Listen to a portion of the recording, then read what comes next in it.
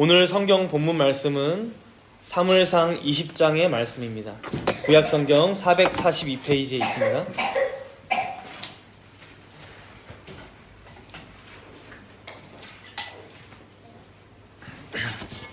사무엘상 20장의 말씀인데 봉독은 제가 20장 1절부터 11절까지 봉독하도록 하겠습니다.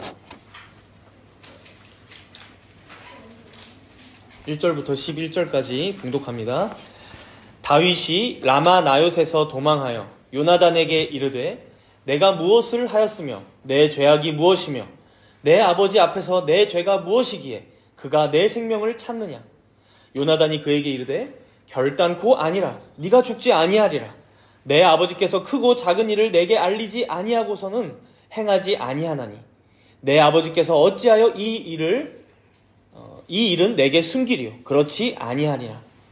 다윗이 또 맹세하여 이르되 내가 내게 은혜 받은 줄을 내 아버지께서 밝히 알고 스스로 이르기를 요나단이 슬퍼할까 두려운즉 그에게 이것을 알리지 아니하리라 함이니라. 그러나 진실로 여호와의 살아계심과 내 생명을 두고 맹세하노니 나와 죽음의 사이는 한 걸음뿐이니라.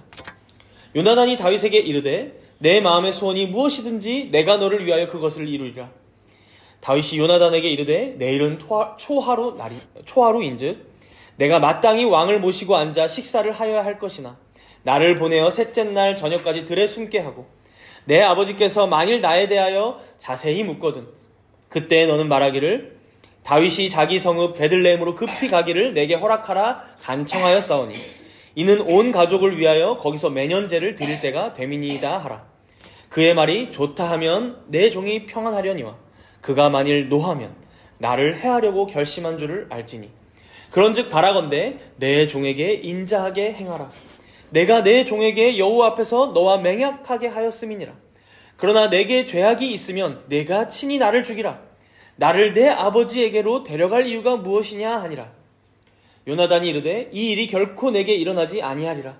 내 아버지께서 너를 해치려 확실히 결심한 줄 알면 내가 내게 와서 그것을 내게 이르지 아니하겠느냐 하니 다윗이 요나단에게 이르되 내 아버지께서 혹 엄하게 내게 대답하면 누가 그것을 내게 알리겠느냐 하더라. 요나단이 다윗에게 이르되 오라 우리가 들로 가자 하고 두 사람이 들로 가니라. 아멘. 지난주 말씀부터 우리는 다윗이 본격적으로 목숨의 위협을 받는 내용들을 살펴보고 있습니다. 백성들의 의도는 전혀 아니었지만 백성들이 불렀던 노래가 있었죠. 사울은 천천히요 다윗은 만만이라는 노래를 불렀습니다.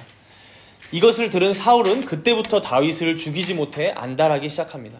지난주 18장 19장에서만 해도 눈앞에 있는 다윗을 죽이고자 직접 창을 던지기도 했고 또 꾀를 내어서 블레셋 사람들의 손을 통하여 다윗이 죽임을 당하게 하겠다라고 해서 자기 사위로 만들려고 하기도 했죠.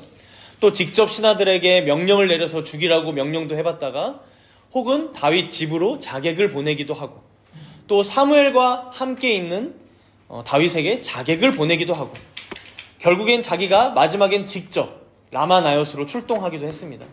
물론 이런 중에 하나님께서는 다윗이 장차 왕이 되어야 할 사람이기 때문에 위기 때마다 그를 보호하시고 구해주시는 모습을 우리가 지난주 말씀에서 살펴봤습니다. 이제 오늘 본문 말씀은 그 이후의 얘기를 보여주고 있는데요. 본문 1절을 보시면요. 다윗은 사무엘과 함께 있었지만 이제 라마나요도 더 이상 안전하지 못하다라고 판단한 후에 거기로부터 도망가서 누굴 찾아갔다라고 말씀합니까?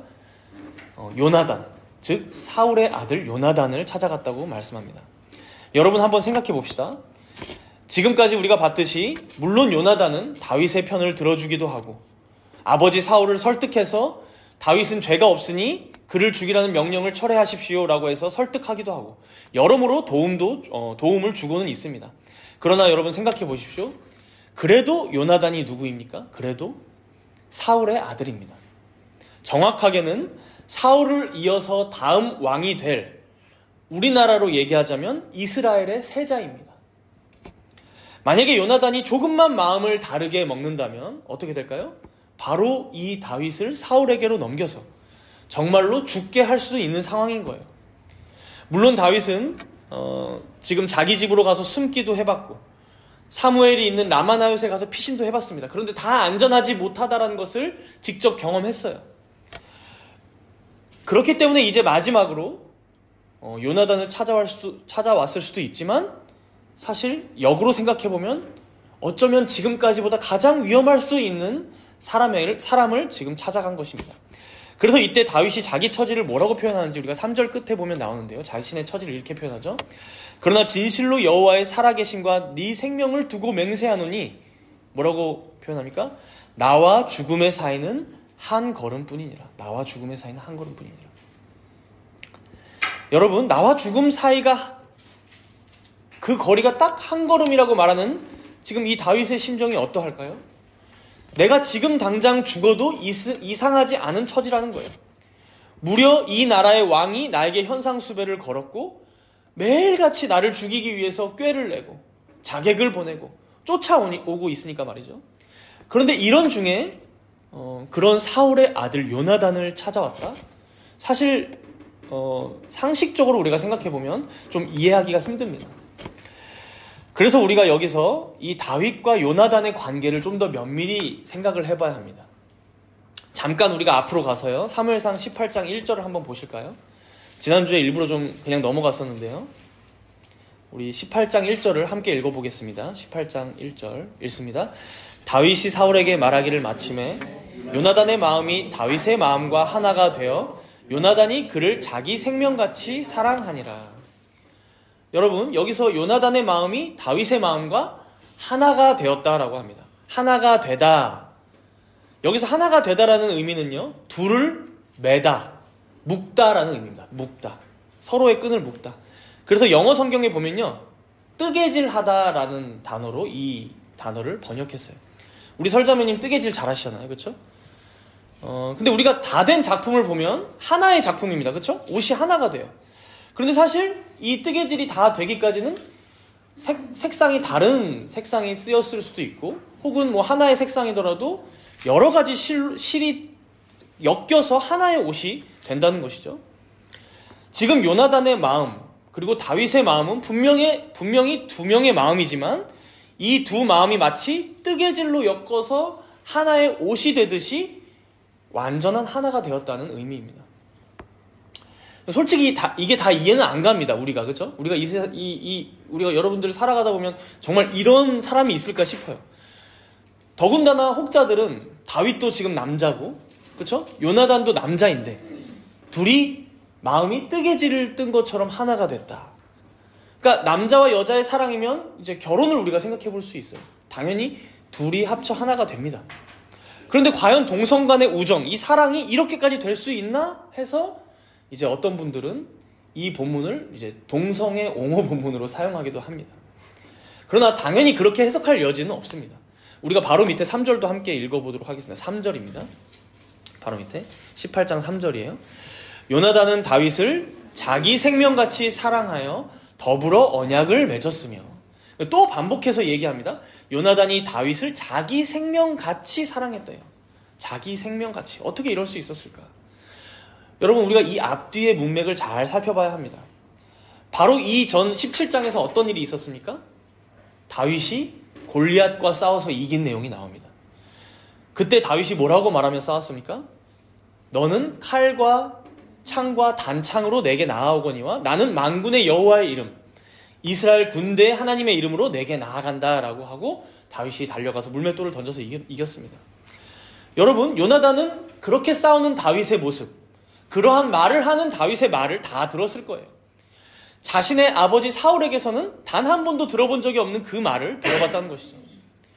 여러분 기억 나실 것 같지만 저번에 사무엘상 14장에 보면 요나단이 블레셋과 싸워서 이미 크게 한번 이긴 사건이 있었죠. 그때 사울은요, 블레셋의 대군을 바라보면서 두려워하며 전쟁을 시작도 못하고 있을 그때에 반면에 요나단은 자기 무기를 들어주는 한 명의 시종과 함께 뭐라고 얘기하고 나아가서 싸웠습니까? 두 명이서 여호와께서 우리를 위하여 일하실까 하노라. 여호와의 구원은 사람이 많고 적음에 달리지 아니하였느니라. 그래서 여러분, 이 요나단의 발언과 다윗의 발언이 아주 유사한 점이 많다는 거예요. 아주 닮아있는 점이 많습니다. 그러니까 즉 요나단의 신앙과 다윗의 신앙이 아주 유사하다는 것이죠. 여러분, 요나단은 전쟁의 성패가 오직 하나님께 달려있음을 믿었던 사람입니다. 여호와께서 그들을 우리 손에 넘기시면 우리의 세력이 얼마나 강하냐 약하냐, 혹은 적군의 세력이 얼마나 강하냐 약하냐 상관없이 반드시 승리한다는 것을 믿었던 사람입니다. 반면에 사울은 단 한 번도 그러한 믿음을 보여준 적이 없죠. 오히려 갑자기 금식을 선포해서 요나단을 죽음에 빠뜨렸던 게 바로 사울이었습니다. 그 14장에 보시면. 그런 중에 여러분, 요나단이 다윗을 본 거예요. 단 한 명도 그런 이스라엘의 백성들을 본 적이 없다가 여호와의 구원이 칼과 창에 있지 않음을 믿고 골리앗 앞에 담대히 나아가는 사람, 그리고 온 땅으로 이스라엘의 하나님이 살아계심을 알게 하실 것을 믿고 두려워하지 않고 그에게 맞서 싸우는 사람, 그러한 작은 한 소년이 요나단의 눈에 들어온 거예요. 그렇기 때문에 요나단은 다윗을 마치 자기 생명과 같이 사랑하기 시작한 것입니다. 이어서 4절에 보니까요, 그래서 자기가 입고 있었던 겉옷이나 군복이나 칼이나 활, 띠 다 벗어줬다라는 말씀이 나와요. 18장 4절이죠. 무슨 의미일까요, 여러분? 더 이상 자신의 아버지 사울의 가문이 아닌 이 다윗으로부터 이스라엘의 왕의 계보가 이어지겠구나. 이미 요나단은 그것을 보고 믿음으로 자신이 입고 있던 그 왕복, 그 세자복을 다 벗어서 다윗에게 물려준 거예요, 여러분. 그러한 믿음이 있었던 것이죠. 우리가 알지만 바로 이것이 하나님의 뜻이기도 했습니다. 하나님께서는 이미 사울을 왕으로 세우신 것을 후회하셨다라고 말씀하셨고, 그래서 사무엘을 보내어 다윗에게 기름을 부으셨었죠. 요나단은 이미 그것을 캐치하고 다윗을 자기 생명처럼 사랑하고 자기 자신의 것을 다 내어줬던 것입니다. 사실상 이미 사울 왕, 자신의 아버지 다음 왕으로 이 다윗을 인정하며 대하고 있었다는 것이죠. 그래서 여러분 18장 3절 끝에 한 번 더 보시면 뭐라고 말씀합니까? 요나단이 다윗과 더불어 언약을 맺었으며, 더불어 언약을 맺었으며, 언약을 맺기까지 한 것이죠. 여러분, 언약을 맺는다는 게 뭡니까? 어렵게 생각하실 거 없습니다. 요즘 우리로 보자면 여러분들도 언약을 맺고 살아가요. 뭘 맺죠? 여러분들 전세자들은 아실 거예요. 집주인과 내가 당사자들끼리 만나서 여러분 계약서를 서로 쓰고 거기에다가 몇 년, 몇 월, 며칠까지 내가 보증금을 얼마 주고 살겠다. 도장을 쾅쾅 서로가 찍습니다. 그러면 여러분 그게 법적 효력이 되어서 그 날짜 기한에 이르기까지 법적 효력을 발생시키는 것이죠.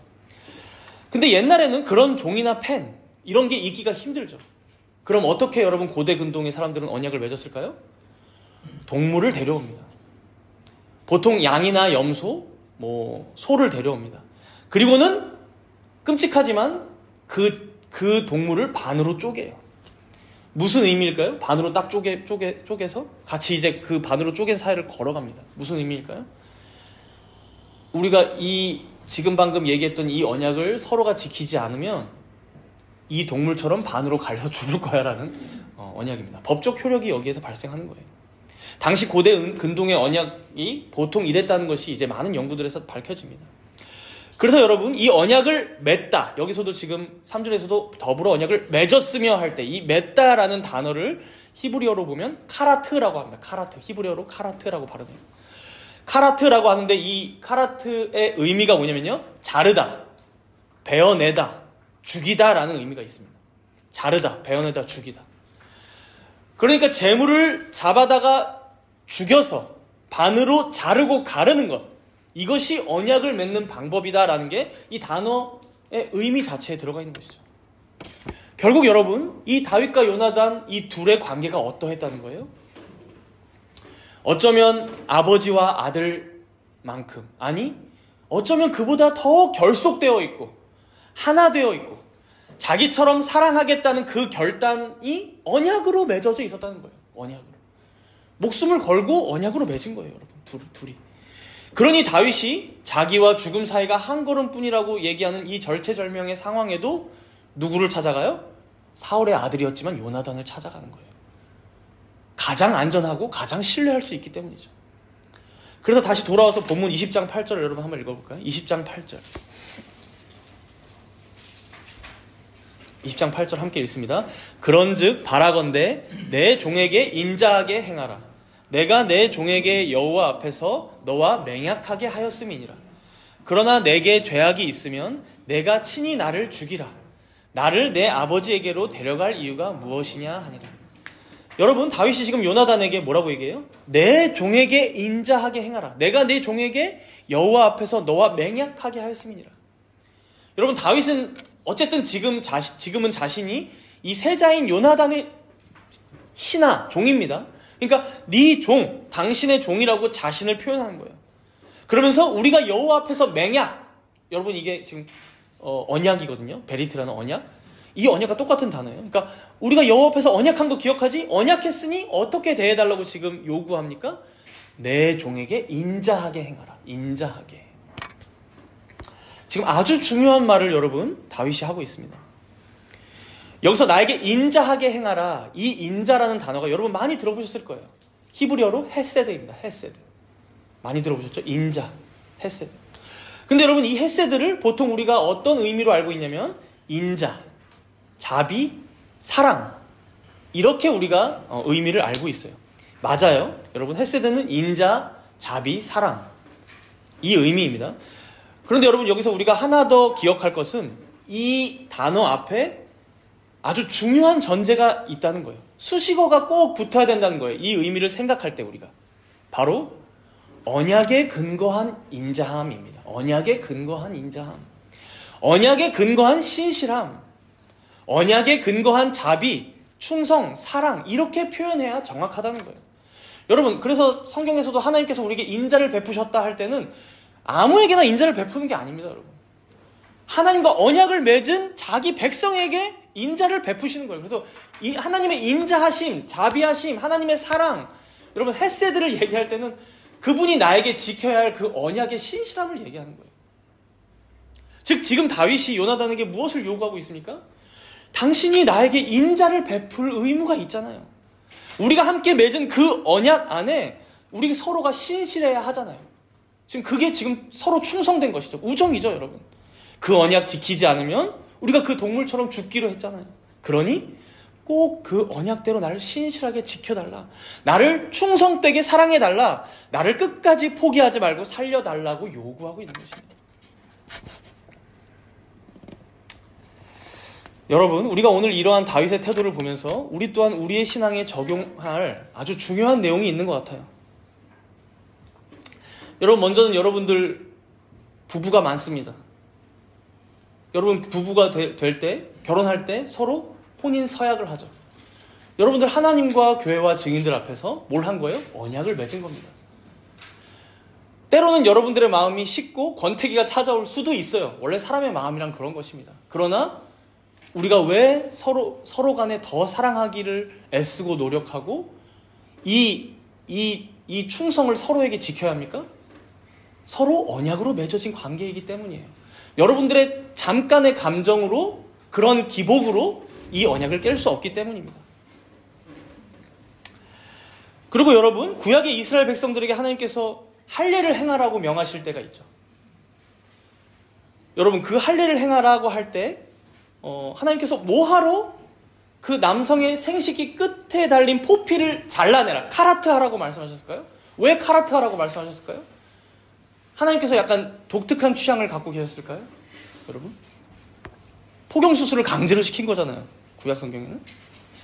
여러분, 이 의미는요, 너희 이스라엘 백성들은 바로 나 하나님과 언약을 맺은 카라트한 백성임을 잊지 말라는 의미예요. 너 나랑 언약 맺으면서 동물들 반으로 가른 거 너 기억하지? 그러면서 자신의 자녀들에게 카라트를 행했던 것입니다. 할례를 행했던 거예요. 바로 그 언약의 증표로 포피를 잘랐다는 것이죠. 창세기 15장에 보면요, 하나님께서 아브라함을 깊이 잠들게 하십니다.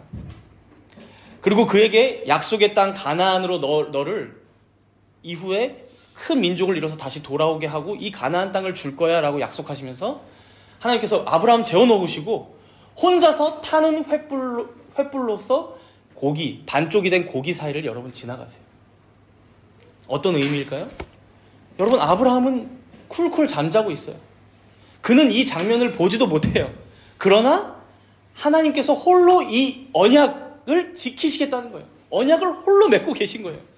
혹여나 네가 이 언약을 깨트리더라도 너가 아닌 내가 이 쪼갠 고기처럼 쪼개지고 죽겠다. 그렇게 해서라도 너와 맺은 이 언약을 내가 지키겠다라고 약속하고 계신 거예요.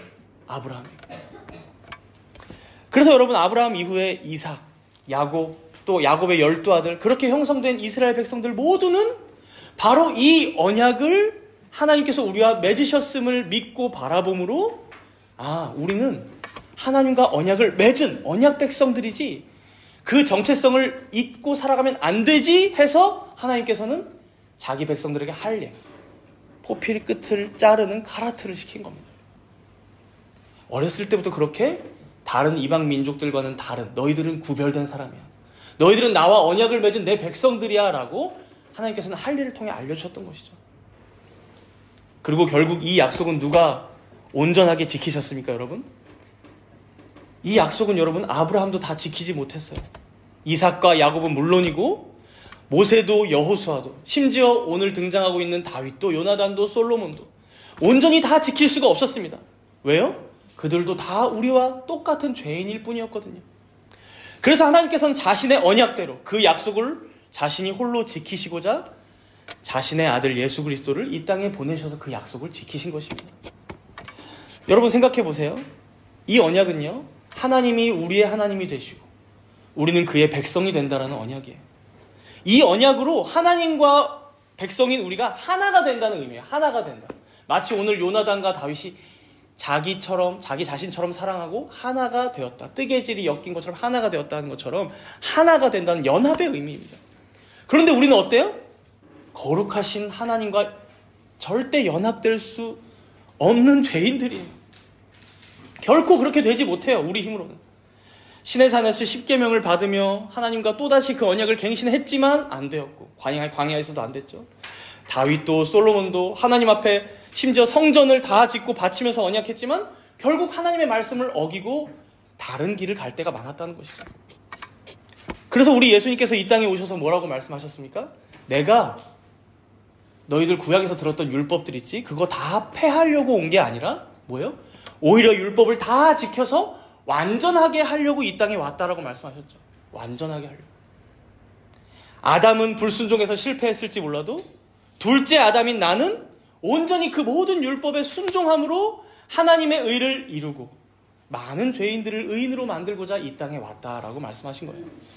여러분, 구약과 신약이 동일합니다. 죄인들은 끊임없이 죄만 지어요. 그게 아브라함이든 다윗이든 말이죠. 그러나 우리 예수님은 어떠하십니까? 바로 그런 죄인들인 우리를 위하여 홀로 언약을 다 지키시고자 자신이 모든 율법에 순종했을 뿐만 아니라, 여러분, 우리가 절대 순종하지 못하고 우리가 죽어 마땅하니까, 우리가 그 언약의 재물이 반으로 쪼개진 것처럼 우리가 쪼개져야 되니까, 여러분, 누가 대신 쪼개지신 거예요? 십자가에서 우리 예수님께서 대신 쪼개지신 거예요. 여러분. 그 언약을 홀로 지키시고자. 그렇게 하나님께 받아야 할 진노와 저주를 우리 예수님께서 다 받으셨다는 것이죠. 그러니 사랑하는 여러분, 이렇게 우리가 다 지키지 못할 언약까지 다 지키신 이 예수님을 믿을 때에 우리는 비로소 구원을 얻는 것입니다.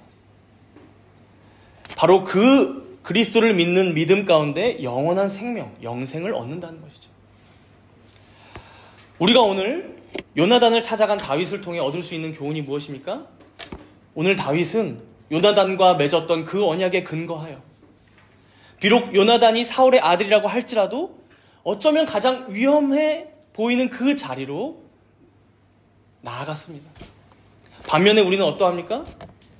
우리 하나님께서 이미 우리와 언약을 맺으셨잖아요. 여러분, 로마서 5장 8절에 뭐라고 말씀하세요? 우리가 아직 죄인 되었을 때, 마치 아브라함이 죄인이었을 때 언약을 맺으신 것처럼, 우리가 아직 죄인 되었을 때에 그리스도께서 우리를 위하여 죽으심으로 하나님께서 우리에 대한 자기의 사랑을 확증하셨느니라. 여러분, 하나님께서 여러분들을 사랑하시는 것이 잘 느껴지지 않을 때가 있으십니까? 하나님의 그 인자하심과 언약에 근거한 인자하심과 자비하심이 믿어지지 않을 때가 있진 않으신가요? 그럴 때 뭘 바라봐야 합니까? 여러분, 계약서를 꺼내 보는 것처럼, 내가 전세 계약이 몇 월 며칠까지지? 좀 기억이 안 나. 계약서를 꺼내 보는 것처럼 여러분의 계약서 무엇입니까, 여러분? 그리스도께서 여러분들을 위해 죽으신 그 현장이에요, 여러분. 중보자이신 그리스도께서 이 땅에 오심이고 우리를 위하여 죽으심이고 우리를 위하여 다시 사심이 바로 그 증거예요. 여러분들을 사랑하신다는 그 언약의 증표. 마치 다윗이 그 쪼개진 재물을 기억하면서 요나단 앞에 담대히 나아가 그 언약에 근거한 자비, 헤세드, 그 신실함, 그것을 요구했던 것처럼 우리 또한 하나님 앞에 담대히 나아가 우리 예수님을 통해 확증된, 증거된 여러분들을 향한 그 언약적인 신실함, 자비하심, 그의 사랑을 요구해야 한다는 것이죠. 여러분들 가운데 무엇이 여러분들을 지금 괴롭게 하고 있습니까?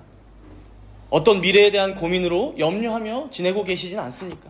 그것이 건강이든 진로에 대한 고민이든 혹은 여러분들의 가정에 대한 여러 가지 생각들이든 왜 우리를 위하여 친히 죽으신 하나님의 사랑이 밝히 증거되는 그 예수님을 붙잡고 하나님 앞에 나아가지 못하고 계시냐 하는 것이죠.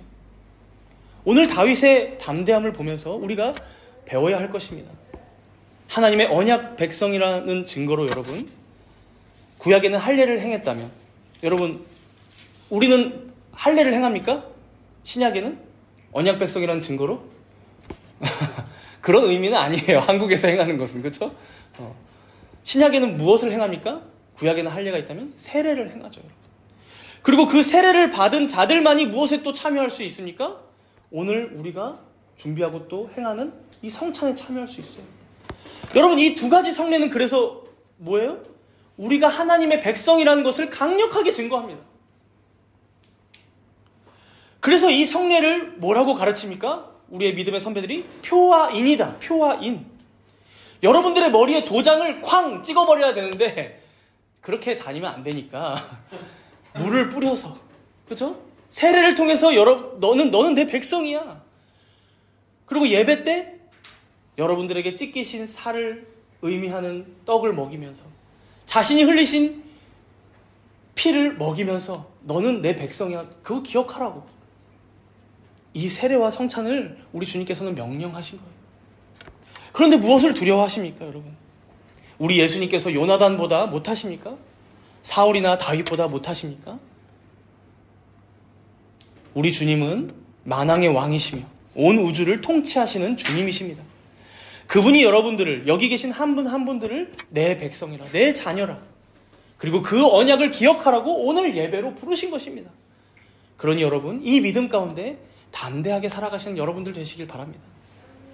오늘 다윗처럼 그 어디를 가도 자신의 마음이 쉴 곳이 없고 두려움만 더욱더 가득해질 때 우리의 유일한 피난처 되시며 푸른 초장이요 실만한 물가가 되시는 우리 주님께 나아가시기 바랍니다.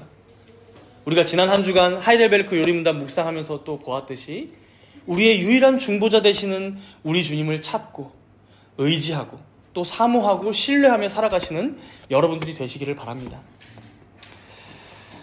여기까지 우리가 다윗의 입장에서 요나단과 맺은 언약에 대해서 살펴봤다면요, 이제 다음으로는 요나단의 입장에서 이 다윗과의 언약을 지킨다는 게 어떤 의미인지 잠시 살펴보고 마치겠습니다. 먼저 우리가 아까 봤듯이 다윗은 지금 굉장히 불안한 상황입니다. 그래서 요나단을 찾아왔고요. 그런데 앞에 1절에서부터 11절까지의 내용을 보면 요나단이 아직은 자기 아버지를 좀 믿어요. 아무래도 핏줄이잖아요. 자기 아버지를 계속 보면서 컸고, 그러다 보니까 설마 아버지가 다윗 너가 아무런 죄도 없는데 죽이려고 하시겠냐, 저번에 내가 설득했는데 안 죽이시겠다고 했어, 그리고 죽이실 거라면 나한테 모든 걸 다 상세하게 얘기하시는 분이라서 나한테 말씀하셨을 거야. 근데 다윗은 뭐라고 대답하죠? 사울이 나와 너의 사이를 알기 때문에 은밀히 계속해서 죽이려는 시도를 해왔고 또 할 거라는 거예요. 그래서 결국 그럼 이것을 우리가 확인해보자. 둘이 꾀를 하나 냅니다. 그게 5절부터 나오는데요. 이제 20장 5절, 본문 5절을 한번 보시면 다윗이 요나단에게 이르되 내일은 초하루인즉 내가 마땅히 왕을 모시고 앉아 식사를 하여야 할 것이나. 여러분, 초하루가 뭐예요? 초하루? 월삭이라고도 하죠. 매월의 첫날을 의미해요. 당시 고대 근동 사회를 보면요, 이 초하루 날이 되면 꼭 모여서 왕과 함께 신하들이 다 같이 밥을 먹든 혹은 제사를 드리든 마치 안식일과 같은 절기였다라고 해요. 고대의 풍습이죠. 우리나라도 뭐 한가위 보름날 이럴 때 뭐 모여서 먹는 것처럼요, 달의 모양을 보고. 여러분, 근데 이걸 가지고 이제 뭐 초하루 기도회, 월삭 기도회 이런 건 이제 조금 그죠? 성경적이지 못하죠. 그때 이제 당시에 있었던 풍습입니다. 그래서 내일이 초하루니까 왕과 함께 식사를 해야 하는데, 지금 다윗도 사울의 신하거든요. 6절에 보시면 그런데 내가 그 자리에 없으면 사울이 물어볼 거야. 그때 요나단 네가 대답하기를 다윗이 자기 가족들과 함께 매년제를 드리러 베들레헴으로 갔다라고 해라. 그런데 그 얘기를 듣고 사울이 아 그래? 하고 대수롭지 않게 평안하게 넘어가면 다윗을 죽이지 않는 것으로 판단하고 않으려는 것으로 판단하고, 반대로 요나단에게 막 화를 내고 노하면서 그 다윗이 지금 베들레헴으로 도망갔으니 빨리 잡아라 라고 하면 다윗을 죽이는 거라고 판단을 하자 작전을 짠 거예요. 문제는 이제 이 소식을 다윗에게 어떻게 전합니까? 지금은 카톡을 하면 되는데 이제 방편이 없잖아요. 통신이 없잖아요. 그러니까 그게 19절부터 나오는데요. 19절에 보시면 이제 초하루 전날이에요. 곧 식사를 할 텐데 다윗 네가 저기 멀리 있는 에셀 바위에 가서 숨어 있으면, 들에 있는 에셀 바위예요. 숨어 있으면 내가 아버지의 반응을 본 뒤에 반응에 따라서 너가 있는 쪽으로 화살을 쏘겠다. 그런데 둘 중에 하나예요. 화살을 너가 있는 쪽보다 내 쪽에 더 가까이 쏘면 중간으로 쏴서 이제 시종에게 야 이쪽에 있으니 화살을 가지고 와 라고 하면 평안한 거라고 생각하고 이쪽으로 와. 그런데 내가 너가 있는 곳보다 더 멀리 쏴서 시종에게 저기 있으니 저기로 가 라고 얘기하면 너한테 도망가라는 소리니까 도망가 라고 이제 이 두 가지 신호를 서로 작전을 짭니다. 이제 24절에 보시면요, 그래서 초하루 날이 돼서 밥을 먹는데 사울이 다윗이 없는 걸 봐요. 근데 이날은 첫날이라서 그런가 보다 하고 넘어가요. 여러분, 이 행사는 보통 달의 모양에 따라서 하루 혹은 이틀을 했다고 합니다. 그래서 이틀을 했던 날인 것 같아요. 그래서 이틀째가 이제 돼서 이틀에도 이제 지금 행사가 이어지고 있는데 다윗이 안 보이니까 이번에 요나단에게 묻습니다. 다윗이 어디 갔냐? 그러니까 요나단이 다윗과 짠 대로 베들레헴에 갔어요 라고 하니까 사울이 지금 노발대발하기 시작해요. 예상했던 대로. 그게 30절에 나오는데요. 30절에 한번 보세요. 사울이 요나단에게 화를 내며 그에게 이르되, 여러분, 패역 무도한 계집의 소생아. 자기 아들한테 하는 말이에요. 패역 무도한 계집의 소생아. 네가 이새의 아들을 택한 것이 네 수치와 네 어미의 벌거벗은 수치됨을 내가 어찌 알지 못하랴. 여러분, 사울이 보통 화가 나는 게 아닙니다. 자기 아들에게 패역 무도한 계집의 소생이라고 말까지 하면서 너가 이러는 거는 네 어미, 네 엄마의 수치를 드러내는 일이라고까지 얘기해요. 엄청난 비난이죠. 거기다 여러분 뒤에 보면요, 죽이려고까지 합니다. 자기 아들에게 창을 던져요. 약간 이제 거의 돌고 있어요. 그런데 왜 사울이 이렇게 화를 내는 걸까? 그 다음 31절을 보면 이제 사울의 마음이 조금은 이해가 되기도 합니다. 우리 31절을 함께 읽어볼까요? 31절 읽습니다. 이새의 아들이 땅에 사는 동안은 너와 내 나라가 든든히 서지 못하리라. 그런즉 이제 사람을 보내어 그를 내게로 끌어오라. 그는 죽어야 할 자인이라 한지라. 사울이 왜 이렇게 크게 화를 내고 있는지 엿볼 수 있죠. 이새의 아들, 그 다윗이 살아있는 동안은 너와 너의 나라가 든든히 서지 못한다는 거예요. 여러분, 사울은 이미 알고 있는 거예요. 저 다윗이 바로 하나님께서 다음 왕으로 세우시고자 기름 부은 자라는 것까지 지금 알고 있을 거예요. 요나단 또한 마찬가지입니다. 그러니까 뭐예요?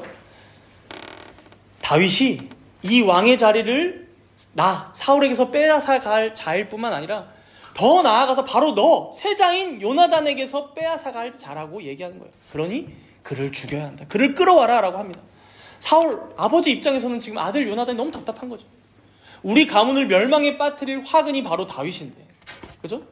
그를 자꾸 옹호하고 도와주려고 하니까 너가 우리 가문을 수치스럽게 하는 패역무도한 계집의 소생이라고까지 비난하는 거예요. 여러분, 우리가 여기서 요나단으로 여러분 한번 요나단이 되었다고 생각해 보십시오. 요나단. 여러분들이 요나단이라면 어떠실 것 같습니까? 이 사울 아버지의 말이. 진짜 틀린 말이 하나가 없잖아요. 내가 다음으로 왕이 될 사람이에요. 근데 바로 이 자리를 장차 빼앗아갈 다윗을 옹호해주고 변호해주고 도와주고 끝까지 그를 살리고자 자신의 목숨까지 거의 내어놓고 요나단은 도와주고 있어요. 사실 사울은요, 지금 요나단에게 엄청난 유혹거리를 던진 거예요, 여러분. 덫을 놓은 거예요. 시험거리를 던진 겁니다. 뭐예요? 너와 네 나라가 위태해도, 너의 미래가 보장되지 않는다고 해도 너 그래도 계속 다윗을 도와줄 거야? 라고 얘기하는 거예요. 너 계속 그 언약에 신실할 거야? 인자를 베풀 수 있어? 다윗에게? 라고 얘기하는 거예요. 이제 여기서 우리는 요나단의 반응을 봐야 합니다. 34절입니다. 우리 본문 34절을 함께 읽도록 하겠습니다. 심히 노하여 식탁에서 떠나고 그 달의 둘째 날에는 먹지 아니하였으니 이는 그의 아버지가 다윗을 욕되게 하였으므로 다윗을 위하여 슬퍼함이었더라.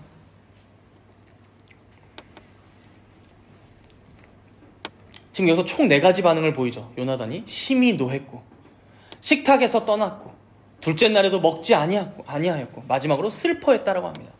그렇다면 여러분, 요나단이 이번에는 왜 이렇게 화를 내며 먹지도 않고 슬퍼하고 있는 걸까요? 아버지 사울이 나한테 화를 낸 게 혹은 아버지가 너무 실망스러워서 그렇습니까? 여러분, 지금 그 이유를 정확하게 얘기해주고 있죠. 그의 아버지가 다윗을 욕되게 하였으므로 다윗을 위하여 슬퍼함이었더라. 여러분, 요나단은 자신의 처지 때문에 슬퍼하고 있지 않습니다. 자신과 언약을 맺은 그 다윗이 욕되게 되는 것을 다윗을 위하여 슬퍼했다고 얘기하죠. 그럼 우리가 한 번 더 생각해 봅시다. 여러분, 아무리 요나단이 다윗과 언약을 맺었다고 하지만, 그를 사랑한다고 하지만 어떻게 이렇게까지 다윗을 생각하고 대할 수 있었을까요? 지금 자신이 모욕을 당하고 수치를 당하는 건 뒷전이에요. 오직 다윗을 욕되게 했기 때문에 다윗을 위하여 슬퍼했다라고 말씀합니다. 사랑하는 여러분, 요나단은요, 사울이 말했던 너와 너의 나라, 즉 자신에게 주어질지도 모르는 이 왕의 권세, 이 나라에 대한 욕심보다 여러분 무엇에 대해서 더 관심이 있었던 거예요? 하나님께서 이루실 하나님의 나라, 하나님께서 세우시는 그 다윗, 그 왕을 위한 열정이 더욱더 컸던 것입니다. 사울은 분명히 요나단에게 가장 강력한 유혹과 미혹의 덫을 놨습니다. 너 출세하고 성공하려면 너 지금 마음 고쳐먹어야 돼. 너 계속 그렇게 하면 미래가 보장이 안 돼. 그러나 요나단은요, 자신이 출세하는 것, 자신이 부귀영화를 누리는 것, 자신이 성공하는 것보다 뭐예요? 하나님의 뜻이 이루어지는 것이 더 우선시되고 중요하게 여겼다는 것입니다. 장차 하나님께서 세우시는 왕은 아버지 사울도 아니요, 아들인 나도 아니고 바로 저 다윗인데, 그래서 나는 그에게 이미 내가 입고 있었던 새 자복, 왕복을 다 벗어줘서 내어줄 만큼 자기 자신처럼 이미 사랑하고 있는데 왜 그랬다고요? 하나님을 사랑하는 마음이 바로 다윗을 사랑하는 마음으로 연결되었던 것이죠. 하나님의 뜻을 존중하는 마음이 다윗을 보호하는 마음으로 이어졌던 것이죠. 하나님의 뜻이 이 땅 가운데, 바로 이 이스라엘 나라 가운데 임하고 이루어지기를 소원하기 때문에 아버지로부터 다윗을 보호하고자 자신의 목숨을 내어놓고 지금 다윗을 돕고 있는 것이죠. 그리고 바로 요나단은 이것 때문에 슬퍼해하고 비통해하고 있었다는 것입니다. 사랑하는 성도 여러분, 여러분들의 마음 가운데에는 무엇이 슬픔이 되고 계십니까? 무엇이 비통하십니까? 무엇이 한이 되십니까? 하나님과 언약을 맺은 하나님의 백성이라면 마땅히 그의 나라와 그의 의를 위하여 비통해하고 한을 품고 살아가는 자들이어야 할 것입니다. 오늘 요나단이 보여주고 있는 고백은 바로 우리 예수님께서 말씀하셨던 먼저 그 나라와 그의 의를 구하는 삶의 표본을 보여줍니다. 무엇을 먹을까? 무엇을 마실까? 무엇을 입을까 하는 고민이나 간구는 다 이방인들도 한다라고 말씀하시면서 하셨던 말씀입니다. 하나님과 언약을 맺은 하나님의 백성된 우리들은 마땅히 무엇을 구하며 살아가야 한다고요? 먼저 그의 나라와 그의 의를 구하며 살아가야 한다. 분명 오늘 요나단도 사울이 말한 것처럼 너와 너의 나라, 즉 내 나라, 즉 자신의 미래가 걱정되었을 수는 있습니다. 그러나 끝내 그는 어떻게 했습니까? 자기 미래를 위해 비통해하기보다 오히려 다윗을 위하여 슬퍼했다라고 말씀합니다. 즉 하나님의 뜻이 있는 그곳에 자신의 마음을 두었고, 하나님의 계획이 펼쳐지는 것에 자신의 열정을 쏟았고, 하나님의 말씀이 가리키고 있는 곳에 기꺼이 자신을 굴복하며 그의 나라와 그의 의가 이루어지기를 간절히 바라는 그 마음으로 다윗을 돕고 그를 살려주고 그와 맺은 언약을 신실하게 헤세드하게 지켜나갔다는 것이죠.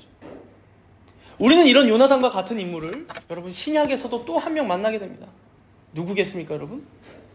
세례 요한입니다. 세례 요한.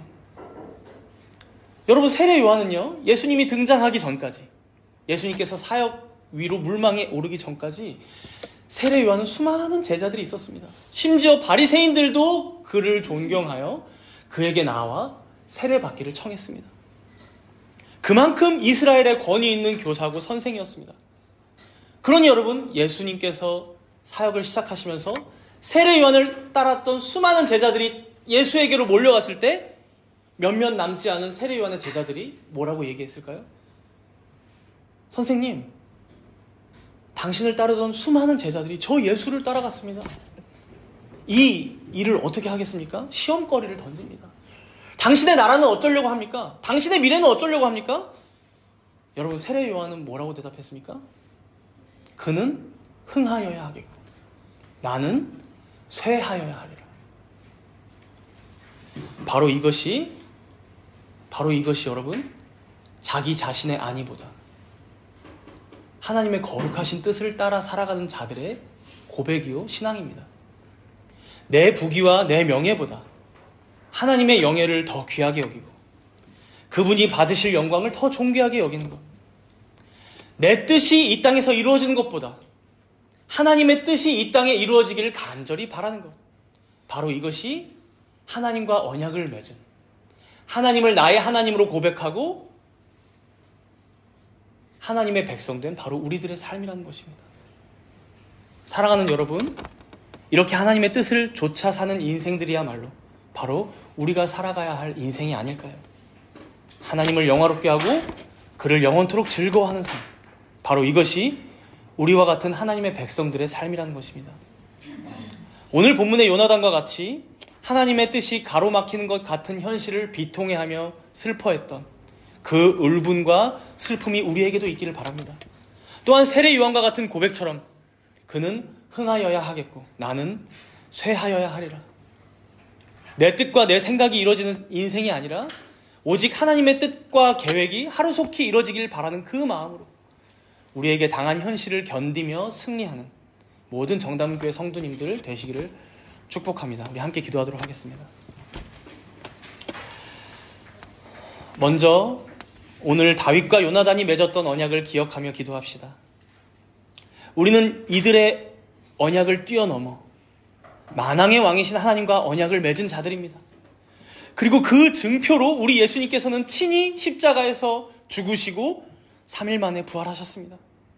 그런데 우리는 그 예수님을 믿는다 하면서도, 또 그가 베푸시는 세례와 성찬, 그 표와 인을 가졌다 하면서도 정작 복음의 은혜는 누리며 살고 못하고 있진 않은지 우리가 되돌아봅시다. 그리고 오늘 다윗이 요나단에게 내 종에게 인자하게 행하라, 즉 언약에 근거한 그 인자, 그 헤세드를 나에게도 행하라 라고 요구했던 것처럼 우리 또한 주님께 간구합시다.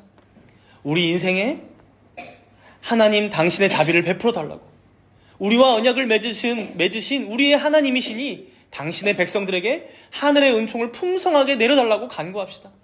또한 이렇게 하나님의 백성된 자들로서 과연 나는 무엇을 비통해하며 슬퍼하며 살고 있는지를 생각해 봅시다. 진정 먼저 그의 나라와 그의 의를 구하며 살아가고 있는지, 하나님의 뜻이 하늘에서 이루어진 것 같이 땅에서도 이루어지길 바라며 소망하며 살고 있는지 되돌아보면서 우리 다 함께 잠시 동안 간절히 기도하시도록 하겠습니다. 주님 감사합니다. 이 시간 주님께서 우리에게 말씀을 통하여 가르치십니다. 하나님의 구원을 얼마나 고귀하고 거룩하고 순결하며 또한 영원하신지를 우리가 보았습니다.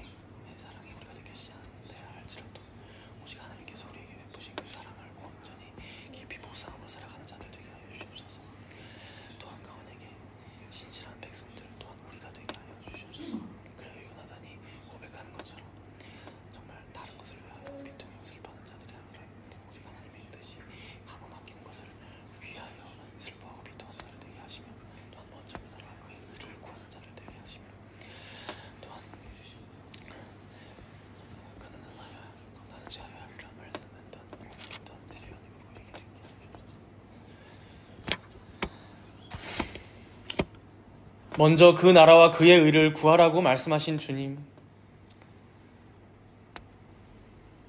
우리가 오늘 자신의 목숨조차도 아끼지 아니하고 하나님의 백성으로서 살기를 힘썼던 두 사람 다윗과 요나단의 모습을 보면서 주님 앞에 회개함으로 나아갑니다.